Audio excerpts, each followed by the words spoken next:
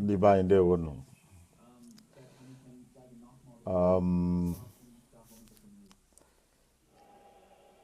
Ekwesịrị m ihi ụra ugbu a maka echiwe ọrụ but ana m na-follow the speech check my headline. Edere m ya Dede Orji Uzu Kalu nọ na-ege his speech. Ọ nọ na akọwa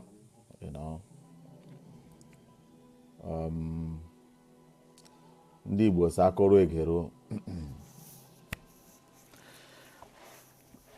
ndị Igbo si akọrọ egero nwanne anyị nwoke Orji Uzu Kalu agwaghị anyị obi ya, agwaghị anyị ebumnobi ya.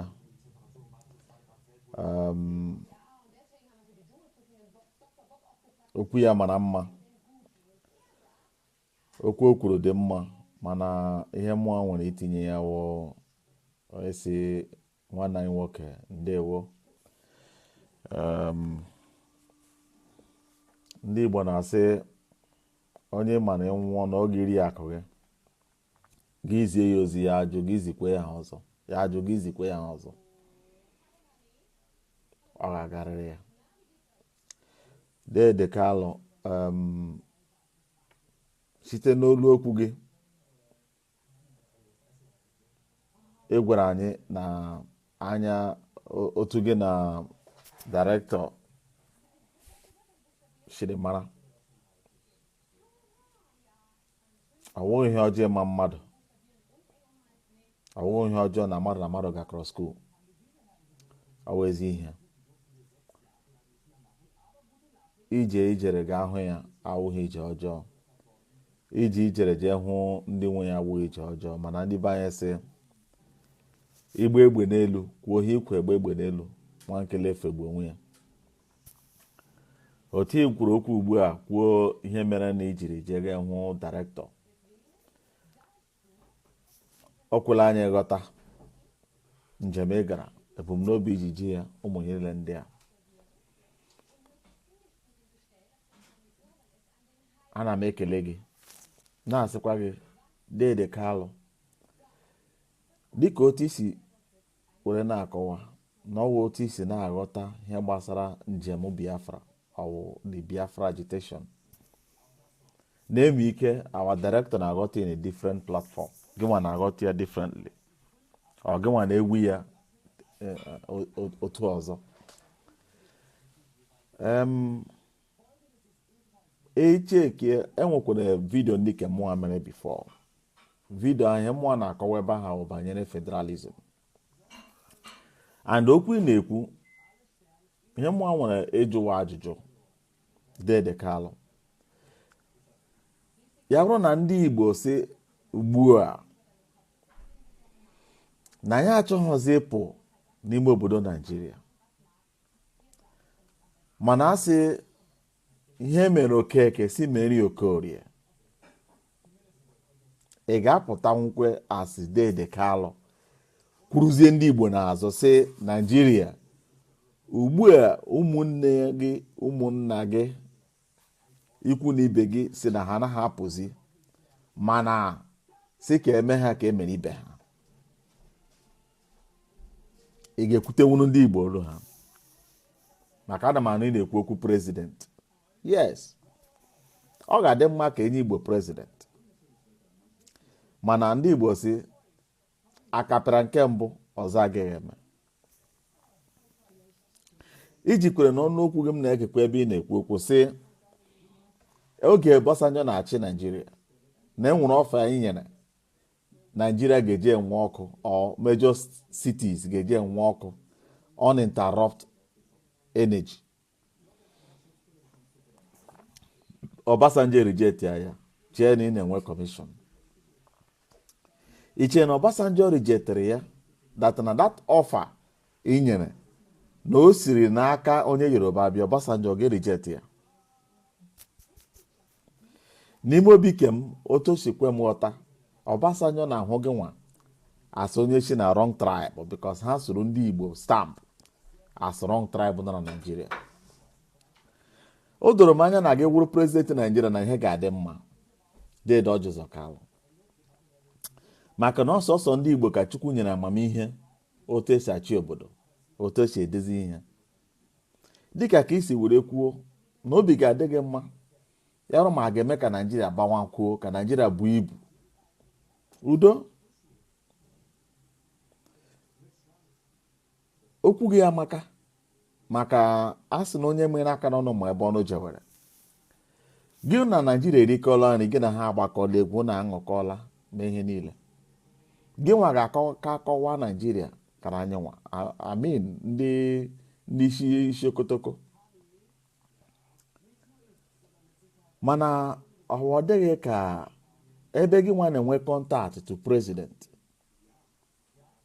ịgwakwana ya sị ya dede nne otu isi sidekwene ndị amị ha na-agbagbusi ụmụnne gị na-eji ihe kọmọnụ aka odo, na-eji ihe okpiri, na-eji ihe mma, na-eji ihe egbe, ị na-agbagbusi ha.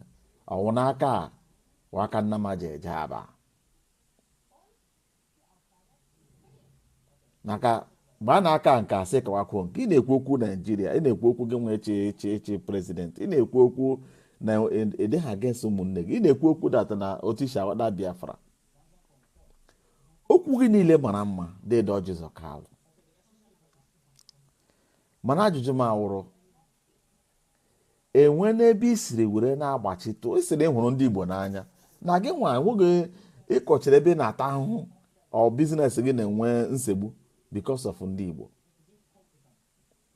Mana since a na-egbu ndị Igbo dede with all your connection with your status n'ime Nigeria, enwetụla otu isi votu president karakara maka ikwute ihe na vidio mebi na-enwe otu isi gwakwa president si ya data na otu acha agbagbusịghị ụmụaka ka ọ mara ihe a ga-eme de ọ nọ na vidio gị.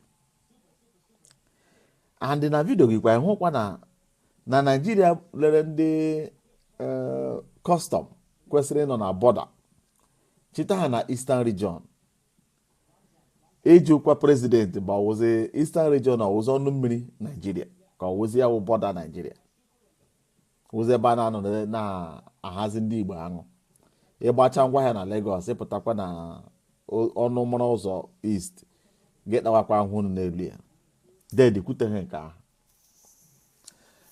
Ọ ga-adị mma gị na-ekwu okwu ihe gbasara echi Nigeria ka gị nwa bikos ndị Igbo so na-esi n'ụlọ mara mma pụwa ama. Ụmụnna gị akpọ ha gasị, ndị Igbo akpọ ha gasị, mụnwa anọghị enwe onye kpọrọ gasị. Mana ihe na-esi ewudo anyị wụ na ndị anyị na-adawa anyị anya. Ndị Yoruba na ndị ọkpụ isi n'ala ihe mekọta ụmụnna ha ndị niile ha akwụ ọnụ gwurugwu bete ka anyị nwa wapụta ya gbasasị ya. A sị na onye nwere onye dịka Dede Orji Uzu Kalu mmiri ekwesịghị na ama ya. Ichere fụta for president anyị nwa ga-akwụ gị n'azụ, mana enwere ihe ndị kwesịrị imegasị ga-egosi ụmụnna gị inidi ihe ikwu okwu n'ikuku, inidi ihe enwe ihe ndị gara eme anya nwa amara na dema ya bụrụ ndị German ma ndị ọcha ha sọwụ body movement or body talking. Mgbe ị na-ekwu okwu ụmụnna gị ayasị anyị ga-eburu okpirikwu gbuo Dede Obasanjo ma ọwụ chụma ihe a. Otu a Dede iwu anyanwụ nọ na ma gị nwa ma iwu anyanwụ ma atọnzere ibe ndị kachara ka anyị nwere n'ala Igbo. Unu chọgọchị ịga achị Nigeria, unu chọgọchị ịga nọchite anya ndị Igbo ebe okwu na-ada ọnụ. Dede mana ịkpa anyị mmadụ anyị akpọghị mmadụ Dede nne. Enweghị ụmụnna gị kpọrọ gị asị. Anyị niile hụrụ gị n'anya. Anyị hụrụ ndị niile ndị Igbo ji eje mbara anya. Mana ọwụ ha na-agba onye ụpa asị dị ikpe anaghị anọ n'ụlọ ego na-amụ n'ọbụ. Emi ike gị na-aga Rivers State tomorrow moto gị atọ n'ụzọ ndị ga-enyere aka enupụta awụ ndị amị agbagbusịrị. Mgbe enweghịzi onye ga-enyere gị aka Dede ga-anọ ga mmiri ma ya na aga nwụchawa ya achaghị gaa n'ọdị ya.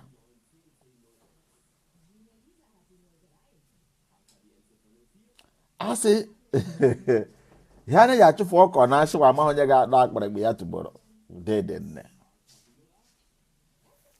Okwu niile ikpuru amaka o, mana biro chụwa ụmụnna gị maka mgbe ịkpọ ụmụnna gị mmadụ ndị ebe ahụ na-aga chọrọ ịgakọ aka ga-achịkwa Naijiria ga-akpọ gị mmadụ because enwere m anya na-asị that na if you go to Calabar na ihu ihe ndị Calabar rụrụ ihu ihe gọvanọ Calabar rụrụ praises na-erute ebe anyị nọ to the state. If that governor raise his hand, at least 60% of Eastern region will vote him because in here no na Calabar chọrọ him here na their own state. But ikege nwa Dede metụwa ka anyị kwede ka anyị hụtụ gị anya kwuru ụmụnna gị n'okwu kwude n'okwu gbasara ụmụnna gị ị na-ekwu okwu fundamental human right ikwuge banyere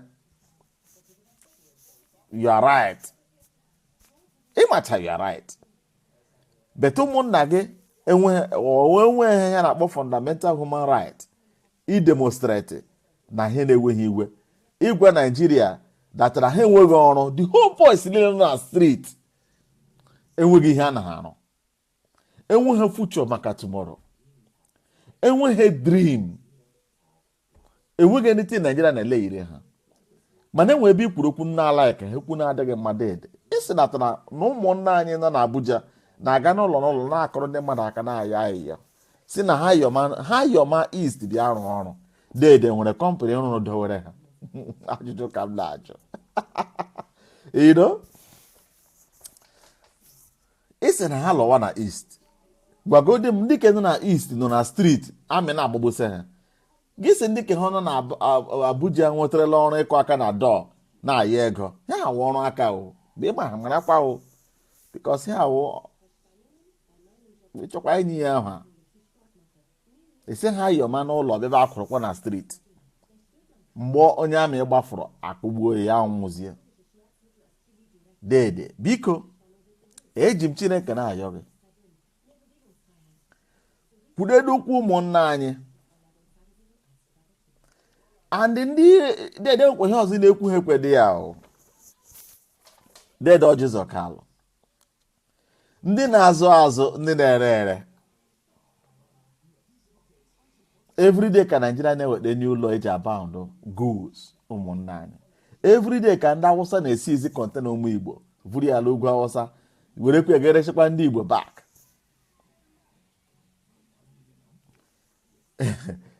enwere ihe onye na-eme ya na-enye aka any of your dream you don't need to fight for it Dede.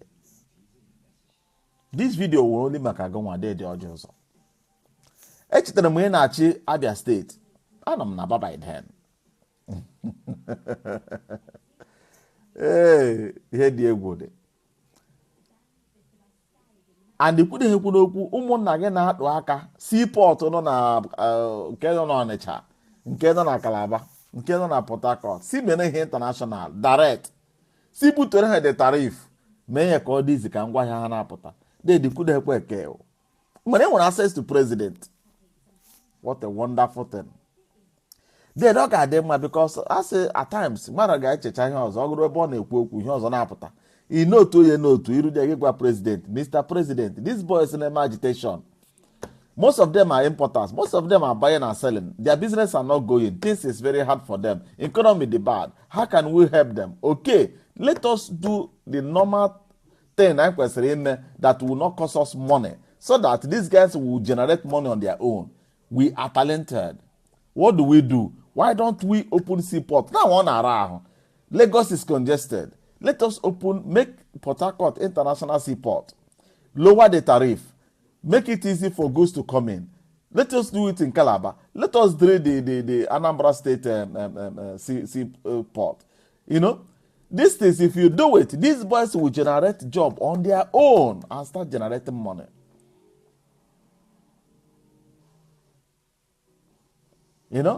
Maybe the time you were governor, you were carried away. We know that when somebody is poor, he will tell you, if I become a millionaire today, I will do this one, I will do the other one. But if money comes in, he will now remember the best thing to do. At the end of the day, he will start regretting.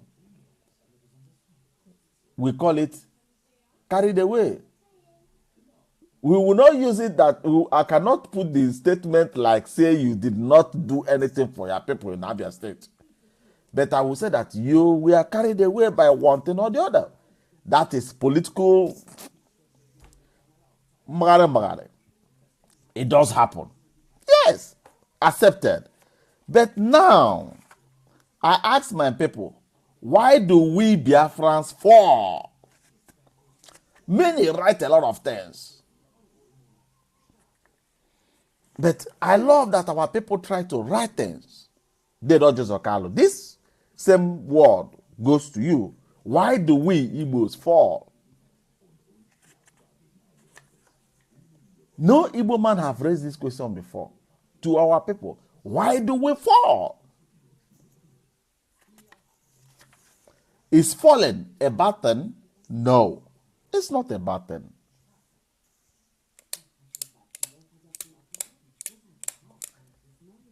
As no onye na-amaghị ebe mmiri nọ mawe ya agaghị ama n'ebe ọ nọ macha ya.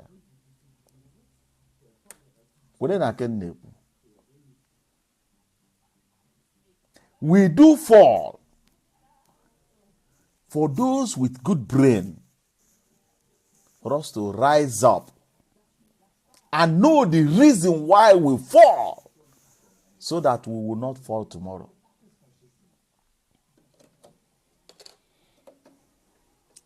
Why did you fall? Ihe ochere gị? Ikpe olure ihe? Or we never will look elu? What is the problem? Why did you fall? When you figure out why you fall down, tomorrow you will learn how to walk and raise your leg, so that you won't fall again. But when you doesn't figure out or doesn't care to know why you fall, that means you will keep on falling. And God will not allow such a thing to be our portion in Jesus' name. If our political power in Eastern region or our political elites start caring a little, now you have jumped from PDP to APC. Somebody who sell a dog and buy monkey, the same Ntuku still there his place. You feel me? You jump from PDP and go to APC. Maybe you are protecting your business. Well, understand. Because akpata do for an boglanya. Dede. Ana mabia no. So, ibido chụwanta ụmụnna gị, anyị asịghị gị ga-ebutere anyị Biafra. No. And have you asked, as you normally says, you just said in your video that you understand the agitation of Biafra, meaning to you that there is no good road, there is no pump water, there is nothing. But when you were governor, you are pointing to Obasanjo, you point to Obasanjo, now you are pointing to Buhari. But when you were governor, you have tested that power once. What did you do? Don't you have any tool to build indigenous power generator or anything that will generate energy for Abia State? Don't Abia State have empty land? Don't they have dustbin? Don't they have the potential? Don't you think that if that energy that you want to offer to Obasanjo rejected, that you, even though you borrow money and build it in Abia State and start selling that energy, don't you think by now you could have covered everything and made a lot of profit? At least if there is nothing, people does remember Mbakwe because of the road in Abia State, in Aba, in Owerri, in other part of Igbo land. What is your legacy? What will people use to remember Orji Uzu? As Onyagara, as Okokpo, as Ekwekwe, or what? Those things are not legacy, my brother. even as you are there now, you can become an investor in your own state. The time you were governor, did you use those of your brothers living abroad that will bring a fresh ideology, a fresh bread into the system? You say that it's the second generation that will be able to rescue the country. Are you using the second generation to rescue the Abia state? No. So, calling or meeting Buhari is not the solution of the eastern region. And Dede, you as a governor there is nothing. I was in Aba when you started building road in Abia State. And before your eyes, those roads spoiled. Before you are still in power. Everything Dabaro. To tell you, you did your people, the more they look, the less they see. Dede Orji Uzu Kalu. Why do we fall? So we can learn to pick ourselves up. Did you hear that English?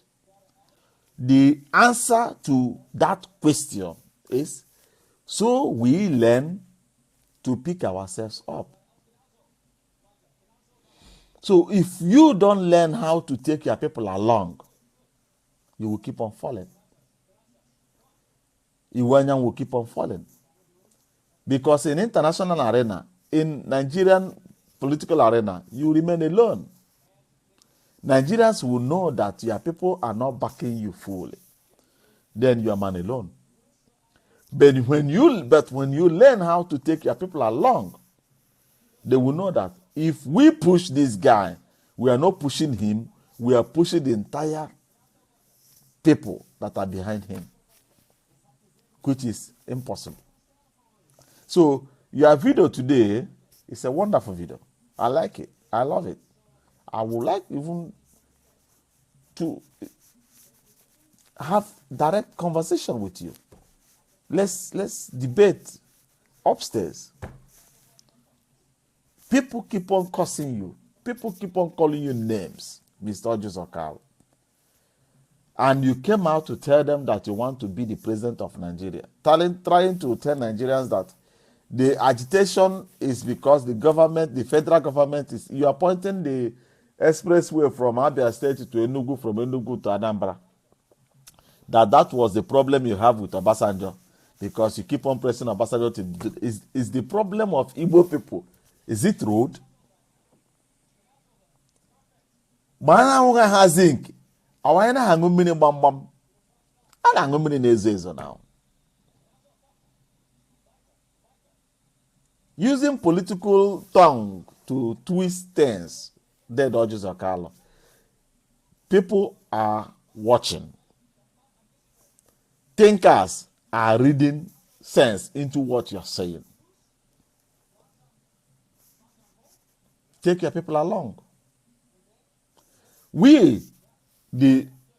I myself, let me use I because I won't use we. I myself projected the federalism into Nigeria. Dede Orji Uzu Kalu, you did not mention anything about federalism in Nigeria. You didn't even tell your people that the former military president, Salam Abubakar, threw away the Nigerian constitution, and the one that Nigeria is using today, Awasa was using today to rule us, is the one written by him. And under that constitution, he said that every tribe, every region in Igbo land was signatory to it. Are you among those that signed those constitutions? Because we didn't know when they amended and threw away the old one and bring the new one. But our signatures from all parts of the Igbo land are included. How come? Is it not forgery? Dede Orji Uzu Kalu, learn how to take your people along. Learn how to fight for your people's right. Nobody said that you should go and fight for Biafra. No. Fight for the fundamental human right of every Igbo man in the Eastern region. Yes. Clear. No more. When you start fighting for their fundamental right, telling Obasanjo Buhari, you are killing people without gun. Your soldiers are committing atrocities on those who are doing peaceful rally. that informed them on a legal letter on Thursday, first of this, we are going to do rally. They send it to police, they send it to the military, they send it to the internal affairs, external affairs. All these people have copies. But still, the military come out and kill up to 20-something people that day. Did you ever say that may the soul of those that have been fallen, unnecessary killing, rest in peace? He doesn't value them. You see them as mad dogs that are rolling on the street. But you want to become president. Who is going to vote you in tomorrow? I know that you have money. You will do like Buhari did with this 5 bags of rice, 5 kilo bags of rice. Share it to them, and you get what you want. And these boys who are insulting me last time on that Nigeria have paid me not to sabotage Biafra. Nigeria have do this, that I wanted to grow my audience in Facebook so that I will be able to generate money. Generate money on dead bodies. Generate money on what? It's the same these guys that Orji Uzu Kalu will bring 2 naira tomorrow, they will vote him in. Even this Buhari that is killing them with the Katori area, if Buhari come out in 2020 or 2019, you will see that this group will still line up for Buhari. Am I lying? If they go Biafra, all of them are Biafra. If politics reach, all of them will pursue to 2 naira and forget their future. But when I make video, you will see all the whole church rat will stand up and be telling you all nonsense. At the end of the day, they will collect 2 naira and vote the same man killing them. Bet me right, Buhari, if he comes out in 2019, he will win. Buhari will win even though in Imo State. Take it or you leave it. Buhari may acquire more votes in the eastern region more than in northern Nigeria or even in Yoruba land. It's true. So, Dede Orji Uzu Kalu, learn how to take us along. Please try to correct your legacy. Start doing things. Start fighting for your people if you want to go for presidency.